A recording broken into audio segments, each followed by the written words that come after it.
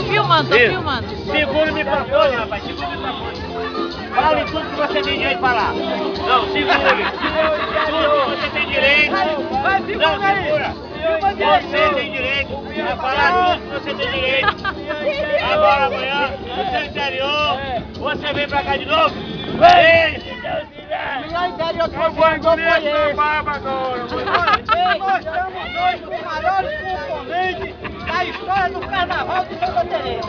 Isso que é que traz prioridade.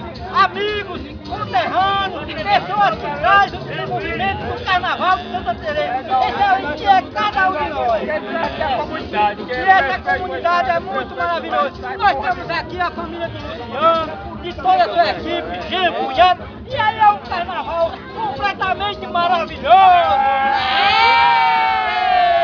E a nossa tradição. Agora que nós temos aqui, o camarão, nós temos o creme, nós temos o açúcar, nós temos o isso tudo é tradição.